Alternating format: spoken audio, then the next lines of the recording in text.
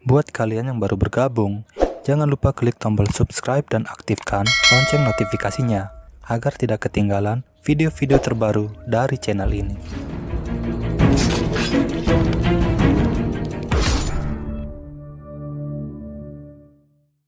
Terlihat beberapa orang pria sedang memacu kudanya dengan buru-buru. Dia adalah Raja Kuang He yang beberapa hari ini melarikan diri dari kejaran pasukan kerajaan yang memberontak. Sementara menunggu bala bantuan, mereka bersembunyi di sebuah rumah kosong. Tapi tiba-tiba, ribuan anak panah ditembakkan ke tempat persembunyiannya dan menewaskan beberapa pengawal yang setia. Taiyul yang selamat dari hujan panah, kemudian dengan gagah berani menghadapi para pemberontak sendirian. Guna menghindari korban yang tidak perlu, komandan pemberontak yang bernama Min Sung Ho kemudian menantang Taiyul untuk baywan dengannya.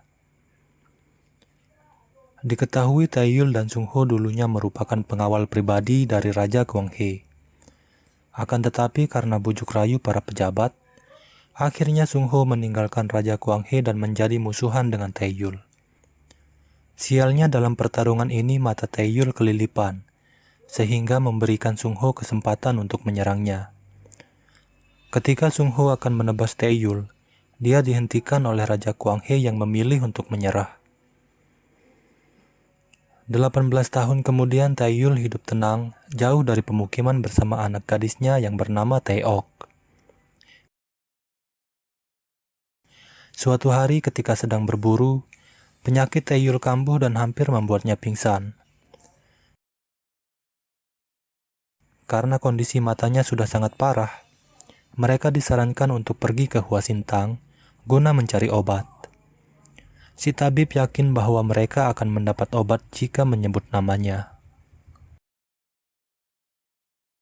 Taeok berusaha membujuk ayahnya agar mau pergi ke Huasintang. Namun entah mengapa ayahnya menolak pergi ke sana, yang membuat Taeok menjadi bingung. Setelah mengancam akan pergi sendiri, Taiyul akhirnya mengalah dan setuju untuk pergi bersama Taeok. Keesokan harinya mereka pun turun gunung dan pergi menuju Huasintang. Saat melewati pasar, Taeok melihat ada keributan dan karena penasaran, dia pun berjalan mendatanginya. Ternyata keributan itu disebabkan oleh para pedagang budak yang sedang menjual istri dari salah seorang warga setempat. Semenjak pergantian kekuasaan, negara Joseon menjadi semakin lemah yang membuatnya tidak bisa bersaing dengan negara tetangga seperti Qing dan Ming.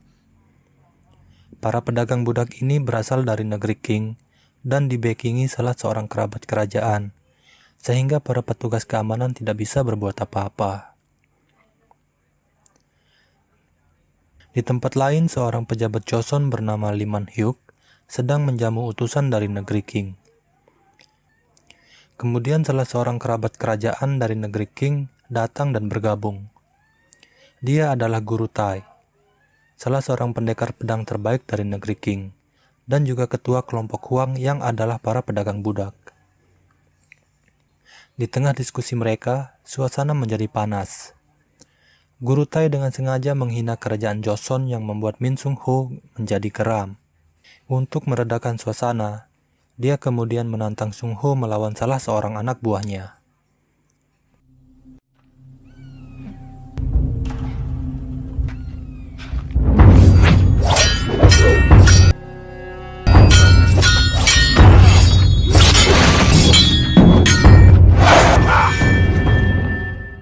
Duel dihentikan ketika pedang Sung Ho hampir menusuk leher lawannya.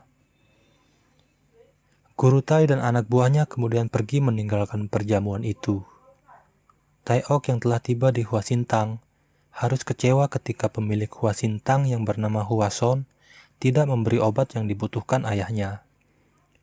Mereka pun pergi dengan kesal karena merasa telah ditipu oleh si tabib. Guru Tai datang ke Huasintang untuk menawarkan bisnis perdagangan budak kepada Huason.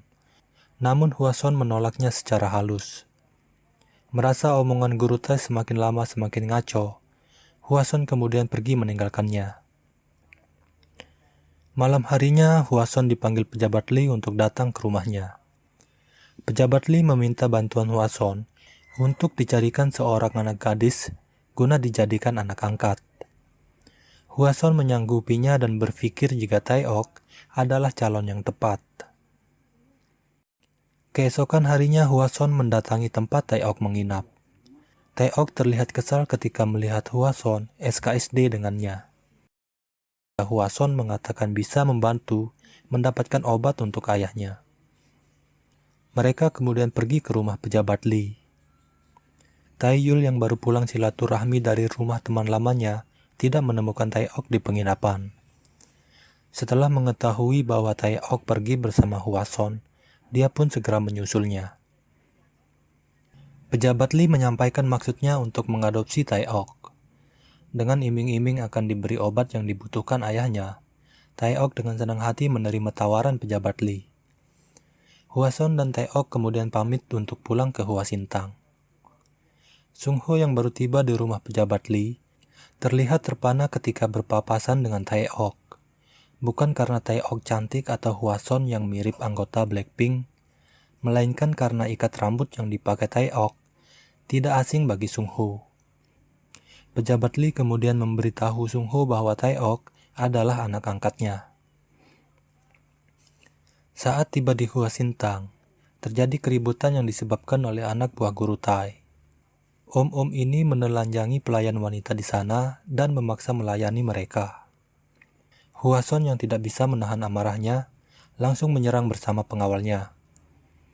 Tapi melawan satu orang saja sudah membuat mereka tak berdaya. Taeok datang dan melempar si brewok dengan batu yang membuat pipinya terluka. Si brewok yang murka langsung menyerang Taeok, tapi tiba-tiba Taeyul muncul dan mengatakan, namanya juga anak kecil.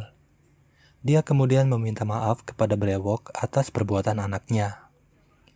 Si brewok akan memaafkan Taeok jika Taeyul minta maaf sambil berlutut. Taeyul pun menuruti kemauan si brewok, tapi si gundul di belakang brewok langsung menyerang Taeyul. Akhirnya Taeyul menunjukkan kemampuannya. Si gundul dianiaya dengan hanya tongkat kecil yang dibawanya. Mereka pun hanya bisa tersipu malu karena telah menyinggung orang yang salah. Di kejauhan, Sungho yang melihat kemunculan Taeyul kemungkinan sudah bisa menyimpulkan siapa sebenarnya Taeok. Di malam hari, Taeyul kemudian menceritakan kebenaran tentang Taeok yang ternyata bukanlah anaknya. Taeok adalah putri dari Raja Kwanghe yang dulu dikudeta oleh para pejabatnya yang haus akan kekuasaan. Dan Taeyul adalah pengawal yang dipercayakan untuk merawatnya.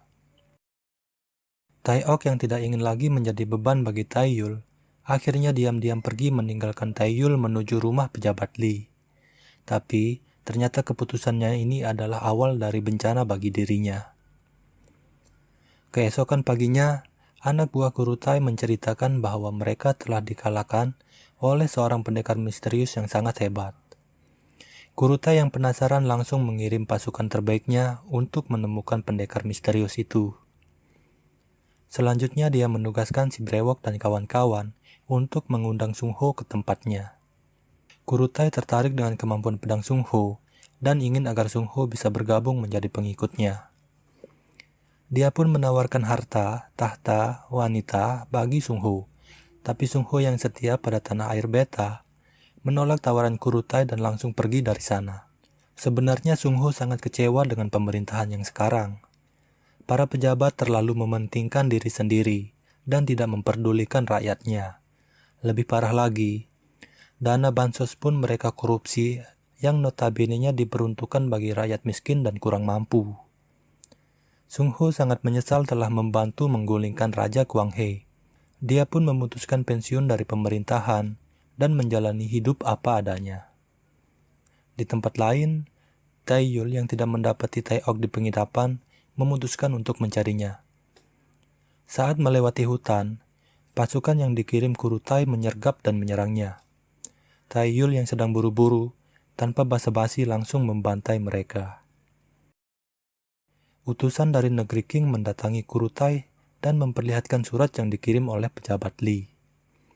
Guru Tai menjadi murka setelah mengetahui bahwa pejabat Lee ingin dia mati. Malam harinya, Guru Tai datang bersama pasukannya dan membantai orang-orang di rumah pejabat Li.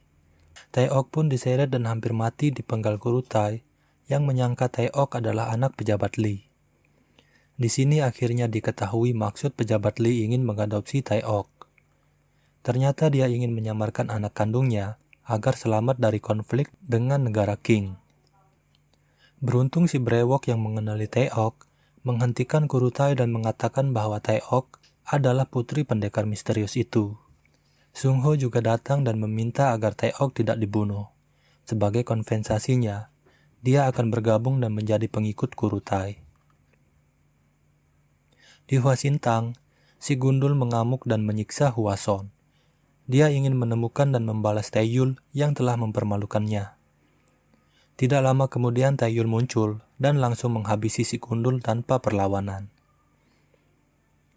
Taeyul datang untuk mencari Tai Ok yang kemudian langsung diajak Hwason pergi ke rumah pejabat Li. Sampai di sana, mereka hanya menemukan barisan mayat yang berjejer rapi seperti ikan teri. Tapi, Tai Ok tidak ada di sana yang bisa disimpulkan bahwa saat ini Tai Ok masih hidup. Taeyul kemudian menanyakan tempat berkumpulnya para pendekar pedang yang dijawab oleh Hwason, kedai arak. Taeyul pun pergi ke sana dan mengobrak-abrik tempat itu. Di sana dia mendapat informasi bahwa Tai Ok telah dibawa oleh para pedagang budak. Taeyul kemudian melanjutkan pencariannya ke markas para pedagang budak. Tapi, setelah melakukan pembantaian dan melepaskan para budak yang ditahan, dia tetap tidak menemukan Tai Ok. Beruntung ada salah seorang pedagang budak yang selamat dikarenakan ketika teman-temannya dibantai, dia sedang menunaikan hajatnya di semak-semak. Dia pun akhirnya membawa Taeyul ke lokasi Tai Ok dikurung, yang ternyata adalah rumah di mana utusan dari negeri Qing tinggal. Di kediaman utusan dari negeri Qing, pejabat Li datang membawa pasukan kerajaan dan memberi ultimatum agar Guru Tai segera diserahkan. Jika tidak, pasukan pejabat Li malah dibantai dalam sekejap. Si brewok yang melihat Taeyul tiba-tiba muncul, langsung melemparkan senjatanya. Si brewok dan rekannya masih tidak bisa mengalahkan Taeyul. Pasukan bersenjata tiba dan membantu si brewok. Lagi-lagi kembali Taeyul harus melakukan pembantaian. Para penembak tidak bisa melumpuhkan Taeyul yang pergerakannya gesit dan irit. Taeyul membunuh pasukan itu satu persatu tanpa kesulitan. Tapi, pasukan pembunuh Guru Tai yang terlatih membuat Taeyul bertarung habis-habisan. Beberapa kali dia harus rela terkena sabetan dan tusukan yang tidak bisa dihindarinya. Pada akhirnya Taeyul menghabisi semua orang di sana, tapi sangat disayangkan, si brewok berhasil melarikan diri. Taeyul yang sudah sangat kelelahan, ditambah dengan penyakit di matanya yang kambuh, akhirnya terjatuh dan pingsan. Si brewok yang selamat melapor kepada Guru Tai bahwa semua pasukannya telah dibabat habis oleh Taeyul. Guru Tai yang direndam amarah langsung menghabisi si brewok yang tidak becus. Taeyul terbangun di Hwasintang dan mendapati luka-lukanya telah diobati oleh Hwason. Matanya juga kembali normal dan kini bisa melihat dengan baik. Hwason menyarankan agar Taeyul istirahat dulu. Tapi karena sangat khawatir akan keselamatan Tai Ok, Taeyul pun pergi tanpa basa-basi. Taeyul lalu pergi mengunjungi teman lamanya yang adalah seorang pandai besi. Di sana dia diberitahu jika kelompok Guru Tai ada di dermaga. Dia juga diberikan pedang baru yang mirip dengan pedang lamanya.